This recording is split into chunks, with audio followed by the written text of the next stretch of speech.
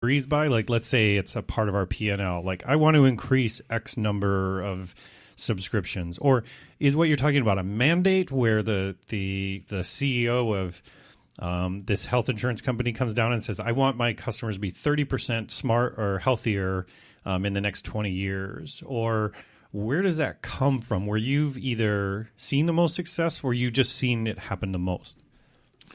Yeah, I've seen actually a balance of each of those, right? So I work with some clients that have organic innovation rates of 8 to 10% per year, right?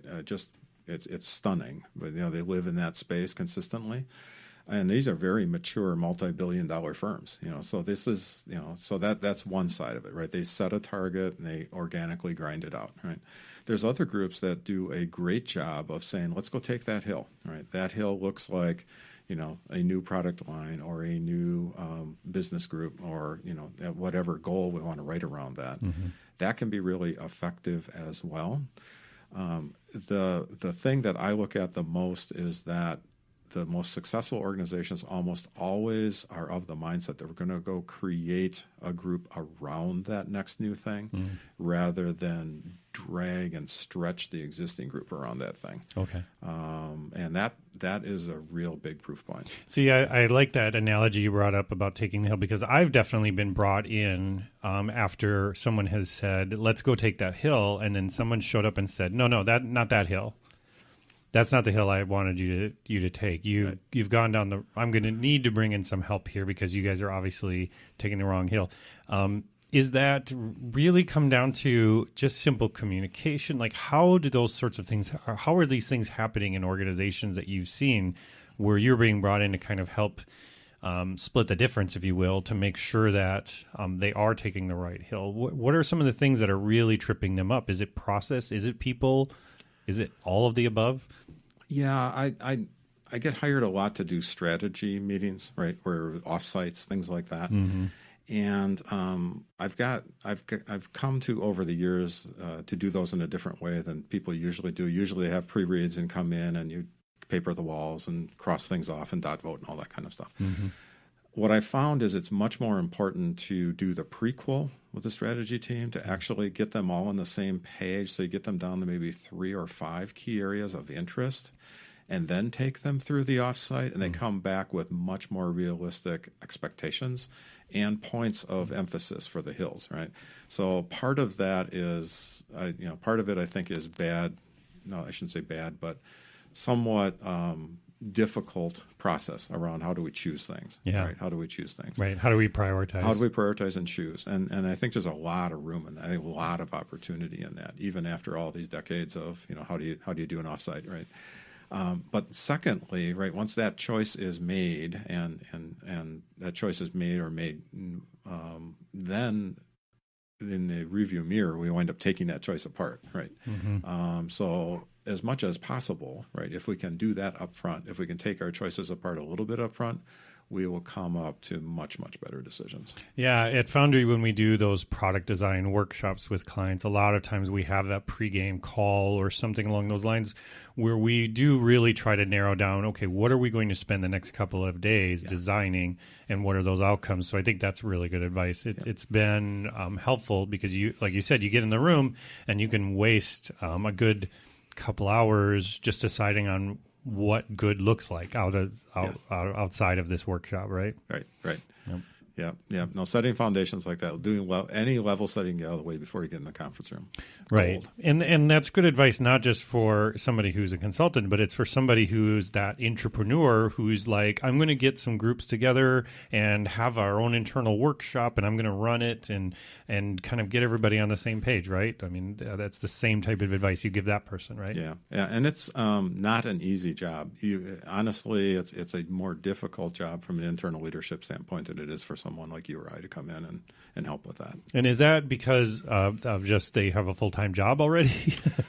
and it's hard to put as much attention to it as need be? Yeah, I think there's some of that. The other thing is that there's a fully different facilitator role that's ascribed to people when they come into the outside, right? There's a deference that happens.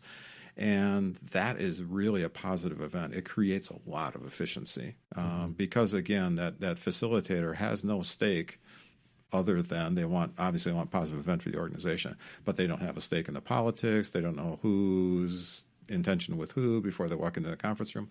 All that is a huge advantage. They can just look at what is and be very present and unpack what's really there in the moment. Yeah, and I've seen it build a lot of alignment when you have this outside person that's coming in and kind of poking at things. Mm-hmm. It's amazing that these groups that sometimes naturally sit on opposite sides of the fences, how closely they'll come together and align around problems in order to help explain it to this outside force that's coming in to help lend direction. Yes, yeah, and and unpacking that, getting to that 80% of agreement, which is always there, right? Mm-hmm. Really leads them into that next new zone. That's very cool. All right, Scott. Well, we're going to kind of close it up here, and we're going to move into kind of my final questions, like I always like to ask. Because it's a podcast and you got to have that kind of shtick, right? So the thing I like to, I'm always recommending books to people because I love to read. Is there a book that's been very impactful for you in your career or just in the last year or two that you would suggest for people to read and check out? Yeah, well, there's a bunch. For a classic one, always pull Drucker's Effective Executive, right? Have a look at that one, and especially for emerging leaders that are just forming their careers, great read, right? Great read. If you want to get a sense of how to grind out a huge value proposition, right? Phil Knight, Shoe Dog, unbelievable story. Probably never happen again, but unbelievable story, right? Yeah, it's a great book. Peter Thiel's 0 to 1, awesome. So yeah, any of those you would not go wrong with. I know you're traveling a lot. You do a lot of speaking events.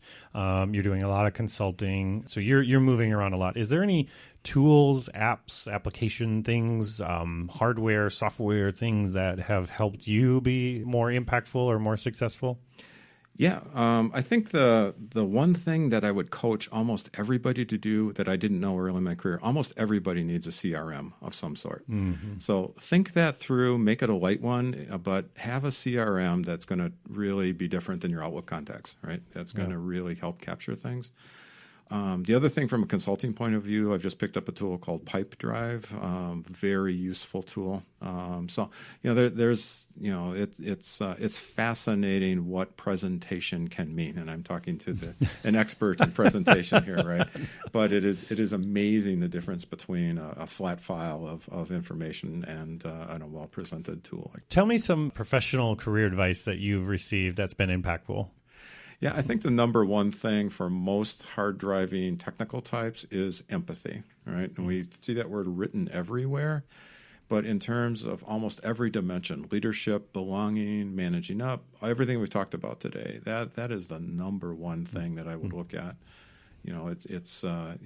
People will not respond to you until they know that you're going to be responsive in return. Right. Yeah, it's got to be a team effort, right? People can feel that. Yeah. So if you were talking to a leader, somebody who's either building their business or building their career, what would you say is a characteristic that you've found to be the most impactful for a leader? I think the thing that is kind of understated is persistence. Almost everyone you talk to, when you hear the 24-month overnight success story, has like an 8-year underlying story about that. Mm-hmm. And persistence and being willing to reframe and retry is behind almost every major move forward. And if you listen carefully for it, it's out there. But that would be my number one thing to coach people is it takes a lot more effort, a lot more concentrated, focused effort than most people think of as the outset. Very cool.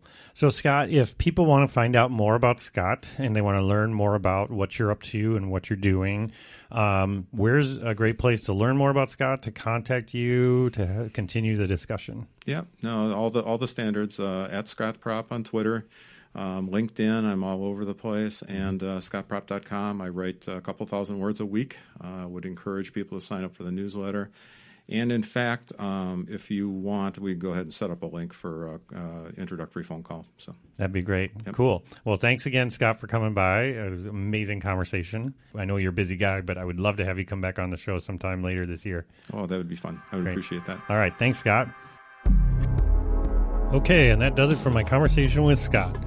you can head over to schmidt-list.com and check out the show notes where I've got links to all the things that Scott recommends. And if you'd like, you should check out the work that we're doing at foundrymakes.com. That's foundrymakes.com. I hope you have a fantastic week and keep on trucking.